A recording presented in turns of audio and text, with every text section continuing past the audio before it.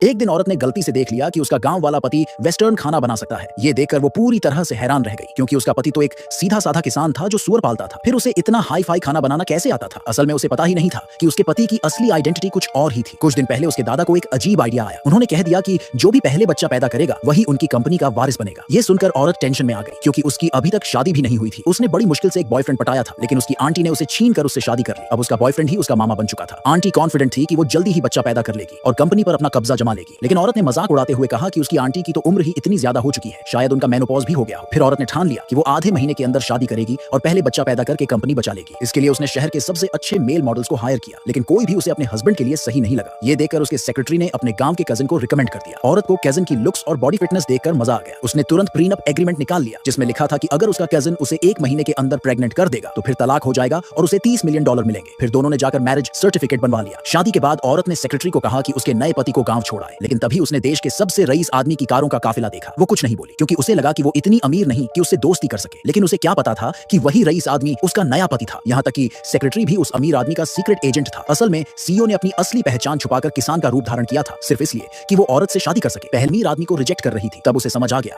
कि औरत ऐसे लड़कों से शादी ही नहीं करना चाहती जो उससे ज्यादा अमीर हो। इसलिए उसने चुपचाप उसके प्रोजेक्ट्स में पैसा लगाना शुरू कर दिया ताकि वो जल्दी से अमीर बन सके। शाम को जब औरत घर लौटी तो उसने अपने पति को वेस्टर्न फूड बनाते हुए देख लिया। ये देखकर उसे थोड़ा शक हुआ, लेकिन उसके पति ने झूठ बोल दिया कि उसने ऑनलाइन रेसिपी देखकर सीखा है। औरत ने इसे सुनकर अपना शक दूर कर लिया। डिनर के बाद औरत ने तुरंत बेबी बनाने का प्लान शुरू कर दिया। अगले दिन जब औरत कंपनी में मीटिंग के लिए पहुंची तो उसके दादा ने सबसे बड़े प्रोजेक्ट को उसकी आंटी को दे दिया। औरत ने तुरंत इसका विरोध किया। दादा ने कहा कि अगर उसे प्रोजेक्ट चाहिए तो उसे और उसकी आंटी को अपने अपने प्लान पेश करने होंगे। अगर औरत हार गई तो उसे सीईओ की पोजीशन छोड़नी पड़ेगी, और अगर आंटी हार गई तो उसे अपने शेयर का आधा हिस्सा औरत को देना पड़ेगा। सेक्रेटरी ने सुना कि आंटी ने पहले ही जजों को खरीद लिया है, तो उसने तुरंत सीईओ को कॉल कर दिया और कहा कि प्रोजेक्ट किसी भी हालत में औरत को ही दिलवाना है। सीईओ ने बिडिंग लोकेशन गांव में शिफ्ट कर दी ताकि सब कुछ फेयर तरीके से हो, लेकिन आंटी के पति ने नए जजों को भी खरीद लिया और प्रोजेक्ट बेस प्राइस में ही हासिल कर लिया। बिडिंग मीटिंग में आंटी के पति ने पहले अपना प्लान प्रेजेंट किया, जिसमें उन्होंने $10 अरब इन्वेस्ट करने का प्लान बताया। औरत को लगा कि उनका प्लान सही है, लेकिन उसके प्लान से कमजोर था। लेकिन जब औरत ने अपना इन्वेस्टमेंट प्लान दिखाया तो पता चला कि उसमें इन्वेस्टमेंट अमाउंट सिर्फ $1 लिखा था। आंटी ने जोर जोर से उसका मजाक उड़ाना शुरू कर दिया। बाकी लोग भी हंसने लगे। दादा गुस्से में बोले कि उसे स्टेज से नीचे उतर जाना चाहिए। तभी औरत ने अपने फोन से एक वीडियो निकाला, जिसमें साफ दिख रहा था कि आंटी रात में उसके रूम में घुसकर उसके डॉक्यूमेंट को बदल रही थी। दादा ने गुस्से में फोन नीचे पटक दिया और औरत को ब्लेम किया कि वो अपनी फाइल्स तक प्रोटेक्ट नहीं कर सकी, इसीलिए उसने बाजी हार दी। उन्होंने उसे सीईओ की पोजीशन से हटा दिया। ये सब देखकर असिस्टेंट ने तुरंत सीईओ को कॉल कर दिया